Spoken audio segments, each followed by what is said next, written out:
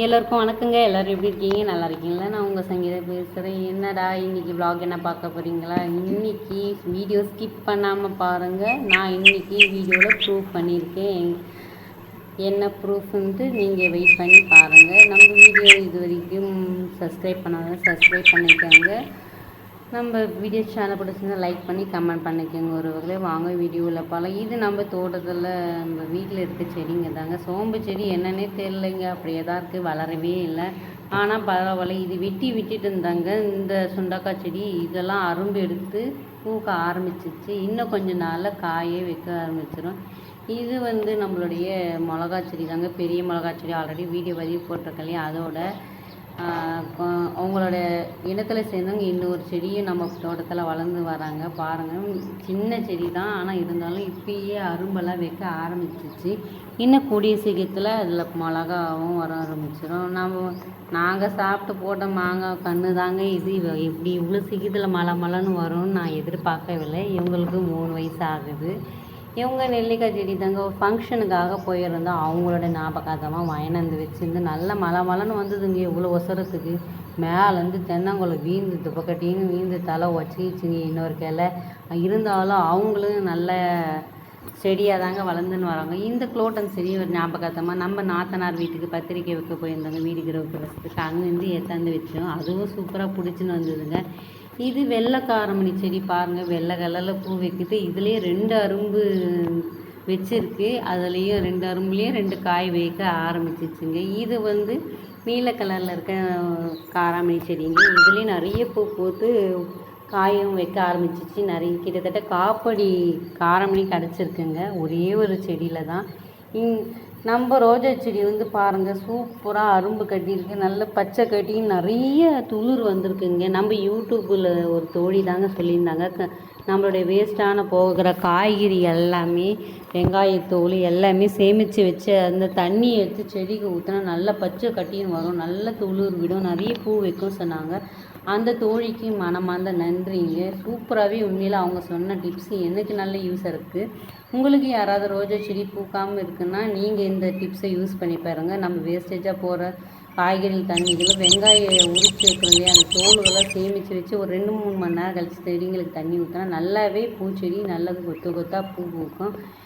இது நம்ம வீடு சுற்றி இருக்கிற மரங்கள் தாங்க. எங்களுக்கு வெயிலே தெரியவே தெரியாது. சூப்பரான காற்று, இயற்கையோடு நான் வாழ்ந்துன்னு இருக்குங்க. யாருக்கு இது போல் இயற்கையோடு வாழறதுக்கு தெரியுங்கன்னு பண்ணுங்கள். வீடியோ எடுத்துன்னு இருக்கும்போது டைம் ஆகிடுச்சு, கழனி கிளம்பு சேடை ஓட்டுறதுக்கு வண்டி வந்துச்சு. எங்கள் வீட்டுக்கார சொல்ல நான் சாப்பாடெல்லாம் எடுத்துன்னு நான் கிளம்பிட்டேங்க. தண்ணி ஒவ்வொரு கழனிக்கும் துண்டு தண்ணி பாஞ்சின்னு இருக்குது. எனக்கு தண்ணி பார்த்தோன்னே வெயிலேருந்து வந்தோடனே அதில் வெள்ளானம் போல் தோணுச்சு. கொஞ்ச நேரம் தண்ணியில் காலை விட்டு ஆடின்னு விளையாடின்னு இருந்தோம். அதுக்குள்ளே அவர் இன்னொரு பக்கம் குரல் கொடுத்தாரு, சேடை ஓட்டின்னு இருக்காங்க, என்ன பண்ணின்னு இருக்கேன்னு அப்படின்னு. அவர் குரல் கொடுக்கச்சோ இதோ நான் வரேன் அப்படின்ட்டு. ஏன்னா அங்கங்கே மடை திறக்கணுங்க. நம்ம தண்ணி விடுறதுக்கு பெருசு கிடையாது. ஒவ்வொரு துண்டுக்கும் தண்ணி ஏற்றினே இருக்கணும், பைப்பு மாற்றினே இருக்கணும். பைப்பு மாற்றுறது இல்லாமல் மடை திறக்கணும். ஒவ்வொரு மடையும் திறந்த பிறகு ஒவ்வொரு மடையும் அவங்க சேடை ஓட்டிகிட்டு போன பிறகு அந்த மடையை வர நம்ம அடைக்கணுங்க. இல்லைனா மற்ற தண்ணி ஒவ்வொரு துண்டுக்கும் பாஞ்சிரும்.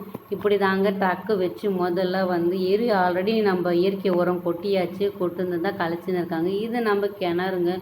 இந்த கிணறு தூர் வாரினாலும் மண் சரிஞ்சு உள்ளே வீழ்ந்துச்சு. கிட்ட பாருங்கள், காற்றை ஜூம் பண்ணி தண்ணி உள்ளே இருக்குது.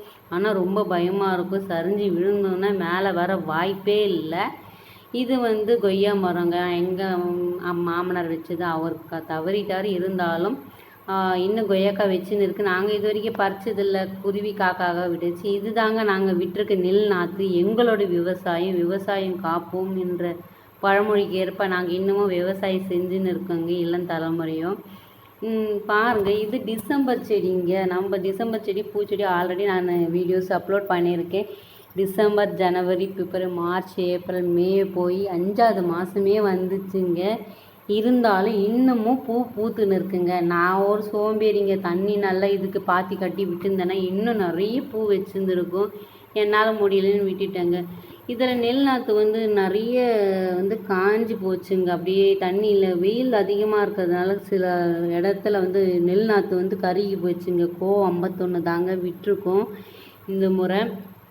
எங்கள் கணவர் சுற்றி சுற்றி அவர் தண்ணி பாஞ்சிச்சான்ட்டு அவர் சுற்றி சுற்றி பார்த்துன்னு இருக்காரு. நான் சுற்றி சுற்றி வீடியோ தாங்க எடுத்துன்னு இருந்தேன். எதுவும் என்னை கேட்டுக்கல. வந்த வேலை ஒன்று, நான் செய்கிற வேலை ஒன்று.